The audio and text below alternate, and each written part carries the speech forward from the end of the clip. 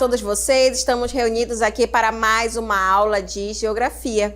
Eu sou a professora Ludmila Dutra. Vamos verificar agora o que estudaremos na nossa aula 21. Gente, na nossa aula 21, nós teremos aí a nossa segunda revisão e posteriormente a nossa avaliação. Então, vamos aí para o momento da nossa aula.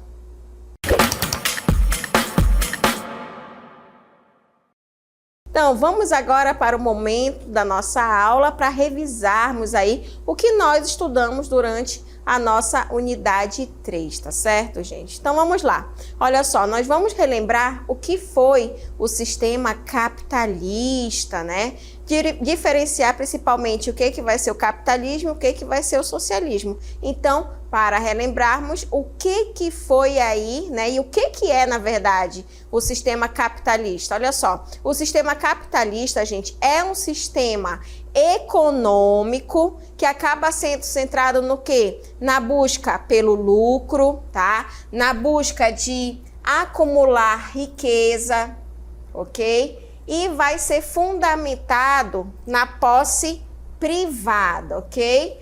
Alguém é dono aqui de alguma coisa, tá? Então, essa posse privada vai vir principalmente pelos meios de produção, que consequentemente aí são as empresas, as indústrias, tá? E esses meios, gente, eles podem variar, abrangendo desde máquinas, né, ali o que se utiliza, principalmente nas indústrias, nas empresas e também terras, até instalações industriais. E isso com o propósito de quê? De gerar renda por meio de um trabalho, tá certo? Então, tudo isso acaba ajudando no desenvolvimento do sistema capitalista. Mas como é que vai iniciar aí esse sistema capitalista? Vai iniciar, gente, principalmente no período ali do feudalismo, onde estava ocorrendo ali o contexto do feudalismo, onde a gente pode observar que vai ter um poder descentralizado, tá? Porém, a economia ela vai ser centrada na agricultura de subsistência, onde vamos ter ali o trabalho, serviu as pessoas trabalhando, fazendo atividade, né, da agricultura de subsistência, para ter ali para a população, para aquela área que está vivendo ao redor do poderio que vai estar ligada ao feudo, né? Então, o feudalismo vai fazer com que surja esse sistema capitalista. Por quê? A gente observa que está tendo trabalho, está tendo uma economia centrada ali, vai ter pouca presença de moeda, porém, a gente observa que vai ocorrer o que? A troca de material, a troca de produtos ali com o escambo, tá? Então, essa presença de moeda e também a parte comercial, as pessoas nesse período, eles já começam essa atividade econômica, tá? Com a troca direta que vai ser o escambo, que acaba sendo predominante naquele período. E essa sociedade, nesse período, ela era composta pelos nobres, né, que ali estavam comandando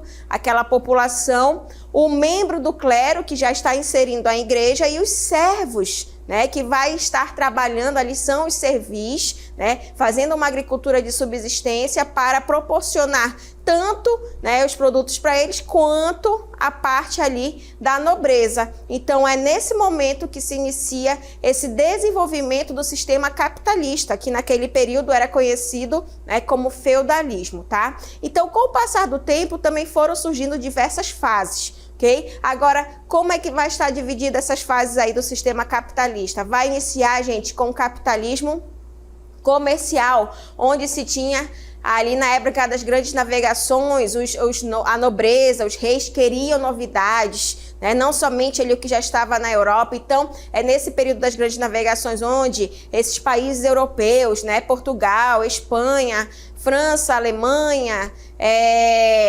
Inglaterra, eles queriam novidades. Então, eles vão em busca, né? Para ter o quê? Uma troca comercial entre as potências coloniais, que é ali que ocorre aquela parte de descobrimento, né, das terras pelos europeus, né, que na verdade já existiam ali os povos originários daquelas terras, tá? Porém, eles queriam, né, ter maior vínculo, ter novidades, explorar realmente ali através dessa matéria-prima, tá? Com essas potências coloniais para levar para principalmente a metrópole ali, que era o principal, tá bom? E isso inicia-se com o capitalismo comercial, tá? A outra fase do capitalismo vai ser já com o surgimento das indústrias, a primeira revolução industrial. Então, o capitalismo industrial, ele vai iniciar com a primeira revolução industrial e vai ser caracterizada pela mecanização da produção, enquanto no capitalismo comercial tinha ali somente, né, a matéria-prima, os recursos naturais. Com o capitalismo industrial vai ter o surgimento das indústrias e a mecanização da produção, tá bom? Além do capitalismo industrial, outra fase do capitalismo vai ser o capitalismo financeiro, que acaba surgindo com os bancos, que vai ter muito poder também nesse período, que acaba assumindo o papel central, principalmente com os parceiros da indústria, né, que estava surgindo naquele período ali da primeira revolução industrial, e isso acabou influenciando decisivamente a economia, porque já eram mudanças ocorrendo. Imagina sair somente daquela parte do setor primário, surgindo o processo de industrialização com o setor secundário e já surgindo essa parte ali de serviços com os bancos, com o setor terciário. Então, aí a gente observa, né, o capitalismo comercial, industrial, financeiro, e atualmente estamos no capitalismo informacional, tá? Esse capitalismo informacional já vai ser aí uma emergência da sociedade da informação, que é o que a gente vive atualmente, onde o conhecimento, a tecnologia, elas acabam desempenhando um papel fundamental na economia e na nossa vida, na vida social, tá bom? Então, a gente observa essas diferenças do capitalismo comercial, do industrial, para também o financeiro e, consequentemente, o informacional, que é o que a gente vive atualmente aí com esse desenvolvimento tecnológico. Lógico, cada período tinha, né, suas características tecnológicas e hoje são outras. Então, foi se desenvolvendo cada vez mais, sempre em busca do quê? Do lucro, do poder ali de se ter aquelas terras, ter donos, não tá ali ligado muito à estatal, né, ao governo, tá certo? Isso que acaba marcando muito o capitalismo, diferente do socialismo. E como é que vai ocorrer aí o surgimento do socialismo, gente? Surgiu como resposta ao quê? As desigualdades e as injustiças sociais que estavam sendo geradas no período da industrialização, né, pelo surgimento principalmente das indústrias, onde as pessoas elas trabalhavam ali praticamente quase 24 horas, né? Então, elas tinham que trabalhar para ganhar ali o mínimo para se sustentar, e isso acabou gerando muitos conflitos, tá? Então, desenvolveu-se, gente, como uma crítica, né? O socialismo vai surgir ali como uma crítica à exploração dos trabalhadores naquele período e também à concentração de riquezas nas mãos de poucos, que era a parte da nobreza ali, né, que estava tendo esse maior poder, e consequentemente vão surgindo ali pessoas com dinheiro, né, que era a minoria, e a maioria, que era a classe trabalhadora, né, o proletariado, com a maior quantidade, começa a observar isso, tá bom? Então, o surgimento do socialismo vai estar muito ligado aí a ter essas respostas por conta das desigualdades e injustiças sociais, ligado aí principalmente com o surgimento das indústrias. Agora, os pensadores como Marx e Engels, né, eles vão ter as suas análises, e essas análises vão estar principalmente ligadas à história e à economia, que acabaram dando base teórica ao socialismo, ok? Agora, a organização dos trabalhadores, né, vai estar dada ali principalmente em sindicatos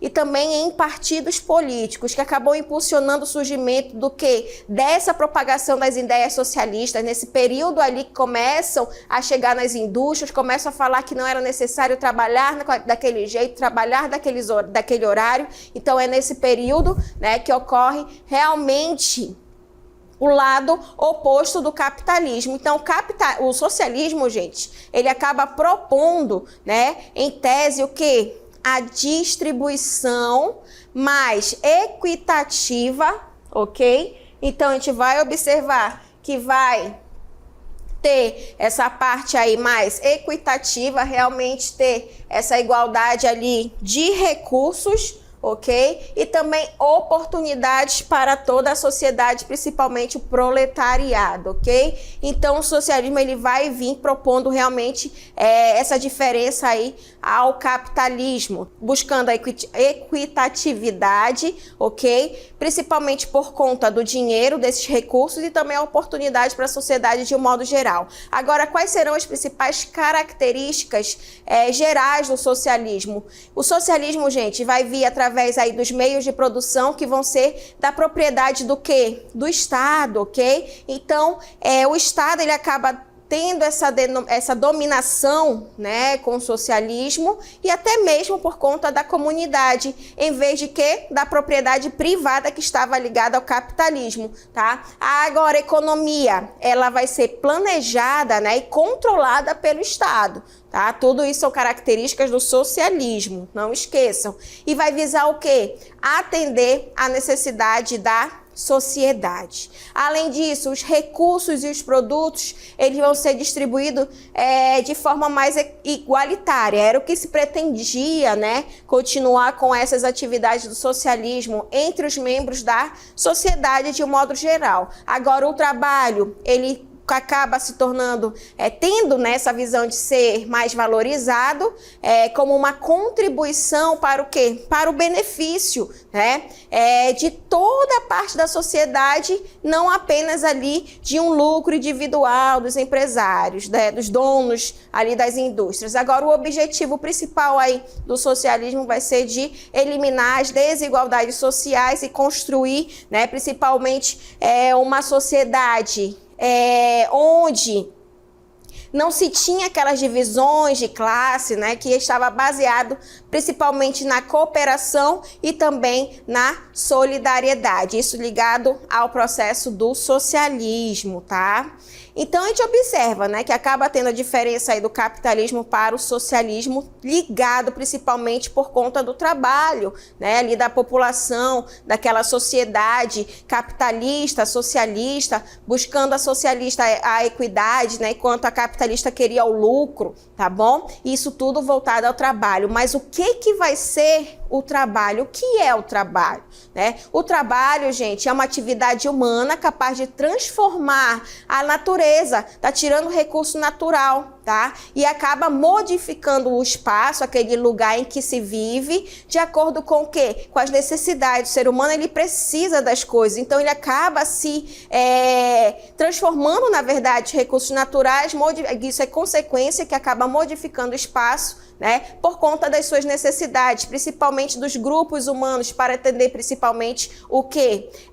Exigências de locomoção, né, sair de um lugar e para o outro, de vestimentas, roupas, moradia e também principalmente a alimentação. Isso está ligado ao que é o trabalho. Agora, o que vai ser o mundo do trabalho? O mundo do trabalho, gente, vai ser um conjunto aí de fatores, tá? E esses fatores vão compreender a atividade de trabalho, vai estar inserido também o meio ambiente, os conhecimentos instituídos e os conhecimentos investidos, além das culturas e vários processos comunicacionais, tá bom? Então, realmente, o trabalho é aquela atividade que o ser humano ele acaba realizando por conta das suas necessidades. Já o mundo do trabalho vai integrar aí cada vez mais atividade, com a atividade de trabalho do ser humano, os recursos naturais que se tem naquele meio, os conhecimentos que acabaram sendo adquiridos com o passar dos anos,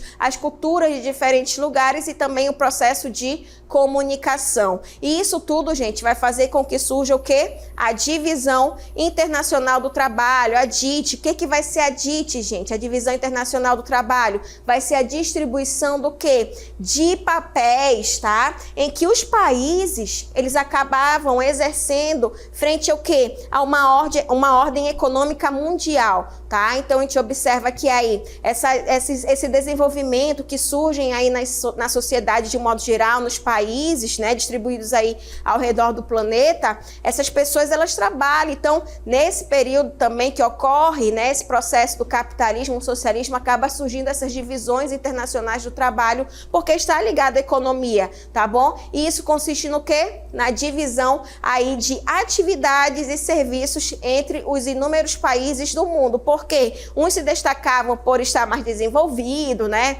ter esse processo de colonização, e outros estavam mais ali para ser explorado, para acabar aí dando principalmente a parte dos recursos naturais. Agora, por que a divisão internacional do trabalho ela foi criada? Então, gente, a DIT foi criada porque havia o quê? Uma escassez de recursos nos países mais desenvolvidos, os países dominantes, ok? Então a gente vai observar aí que a DIT ela vai ser criada, tá? Aí para realmente ter uma melhor divisão, tá bom? Porque nesse período existia escassez de recursos, né? Principalmente nos países mais desenvolvidos, e isso acabou ter que ser suprida pelos países da periferia, que são hoje os países emergentes, os países em desenvolvimento, tá? Então, os países dominantes com os países da periferia ligado muito à parte econômica. E esse processo resultou em quê? Em muitas transformações, né? Principalmente nos países atuais, que ficou conhecido aí, né, no caso, os países emergentes e subdesenvolvidos. Então, um acaba mostrando para o outro que é necessário ter, né, aí o país emergente, a importância de um país emergente, a importância de um país desenvolvido, mas lógico, todos querem ser desenvolvidos, tá? E isso acabou levando ao reforço da posição dessas fases subsequentes aí da DIT que acabou surgindo, né? A primeira fase da DIT, que tinha ali a parte da colônia com a metrópole, a segunda fase da DIT, que já começa o surgimento do processo de industrialização, que tinham o domínio ali dos países que eram as metrópoles, que eram os principais, e as colônias que ainda estavam se desenvolvendo. Então tudo isso acabou fazendo com que ocorresse essa divisão internacional do trabalho, tá bom?